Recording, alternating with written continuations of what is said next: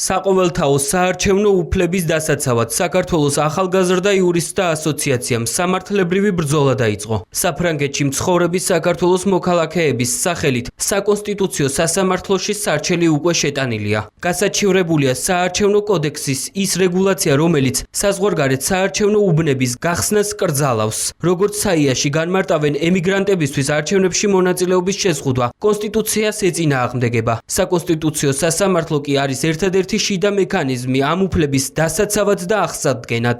საიას იურისტების შეფასებით რეგულაცია საზღვარგარეთ მცხოვრებ მოქალაქეებს არაერთ სოციალურ თუ ფინანსურ დაბრკოლებას შეუქმნის, რის შედეგადაც საპარლამენტო არჩევნებში ათასობით მოქალაქე საკუთარ ხმას ვერ დააფიქსირებს.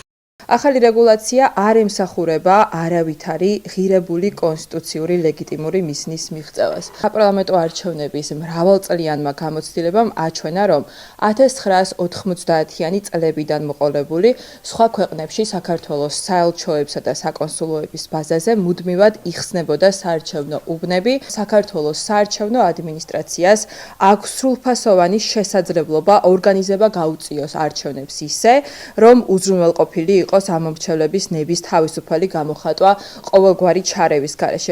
ეს სარჩელი ეხება საპარლამენტო არჩევნებში საზღვარგარეთ მცხოვრები საქართველოს მოქალაქეების მონაწილეობას, იმიტომ რომ საქართველოს პარლამენტი არის ის ორგანო, რომელიც განსაზღვრავს ქვეყნის საშინაო და საგარეო პოლიტიკას და ბუნებრივი და ასევე საპარლამენტო არჩევნების შედეგად განისაზღვრება ის თუ როგორი მთავრობა ეყოლება ქვეყანას და შესაბამისად მთავრობა ახორციელებს საშინაო და საგარეო პოლიტიკას. შესაბამისად, როგორც პარლამენტი, ისევე მთავრობა მნიშვნელოვან გავლენას ახდენს საზღვარგარეთ მაცხოვრებელ ადამიანს. ხელისუფლების ოპონენტები საიას სარჩელს მიესალმებიან, თუმცა საკონსტიტუციო სასამართლოს მიერ ახალი საარჩევნო რეგულაციის არაკონსტიტუციურად ცნობას არ მოელიან. ოპოზიციონერი პოლიტიკოსები ამტკიცებენ, რომ ქართულმა ოცნებამ ემიგრანტებს სხვა ქვეყანაში ხმის მიცემის უფლება შიშის საფუძველზე შეუზღუდა, რადგან ემიგრანტების დიდი უმრავლესობა ოპოზიციურად განწყობილია. კატეგორიული წინააღმდეგი ვიყავით, იმდანაც რამდენადაც ამ ვითარებაში ეს მიგვაჩნია ნამდვილად ჩვენი ემიგრანტებისთვის უბრალოდ ხმის მიცემის უფლების შეზღუდვა. ნაცვლად იმისა, რომ დაფასდეს ჩვენი ემიგრანტების ღვაწლი და პირიქით გამარტივებული იყო მათთვის არჩევნებში მონაწილეობა, სამწუხაროდ ოცნებამ გააკეთა სრულიად საპირისპირო, იმიტომ რომ კარგად იცის, რომ იქ ვითარება სრულიად მისთვის მიუღებელია. საქართველოს 100,000-ობით მოქალაქე ამ რეჟიმამ მოწყვიტა სამშობლოს. ერთადერთი ბმა, რაც უნარჩუნებდა ამ ხალხს, ჩვენ ემიგრანტებს, მოქალაქეობის შეგრძნებას იყო არჩევნებში ხმის მიცემის შესაძლებლობა, ხო? და ესეც კი წაართვა რეჟიმმა ამ ადამიანებს. ეს არის არა მარტო რაღაც საარჩევნო манипуляция, არამედ ეს არის 100,000-ობით მოქალაქის მოწყვეტა სამშობლოსგან. საარჩევნო უფლება ერთ-ერთი ფუნდამენტური უფლება არის და დიახ, ჩვენს ემიგრანტებს, ჩვენს თანამოქალაქეებს, რომლებიც ისევ და ისევ აი ამ მძიმე ვითარების გამო არიან მოშორებით ჩვენი ქვეყნისგან, ერთადერთ უფლებას პოლიტიკურ ცხოვრებაში მონაწილეობისა უზღუდავს და ართმევს პრაქტიკულად ქართული ოცნება. ეს უფლება მათ ჰქონდათ და მათ უბრალოდ ჩამოართმევს. საქართველოს ახალგაზრდა იურისტთა ასოციაციის სარჩელს არასერიოზულად მიიჩნევენ მმართველ პარტიაში. ქართული ოცნების დეპუტატებისთვის საია დაინტერესებული მხარეა, რომელიც მათივე მტკიცებით უარგუმენტო სარჩელებით საზოგადოების შეცდომაში შეყვანას ცდილობს. მმართველ პარტიაში განმარტავენ, რომ მსგავსი რეგულაცია არაერთ ევროპულ ქვეყანაში მოქმედებს.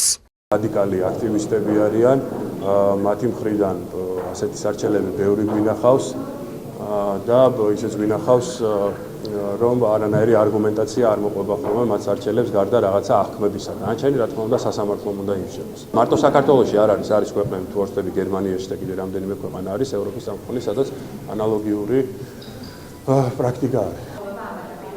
იცით როგორი ამბავია, რომ ადამიანებს არ ერთმევათ ხმის უფლება. ადამიანი, რომელიც ცხოვრობს საზღვარგარეთ, მას ახლა მის სტატუსს რო არ შევეხოთ, სტატუსით არის უცხოეთში, მას უნარჩუნდება ჩვეულებრივად ხმის მიცემის უფლება.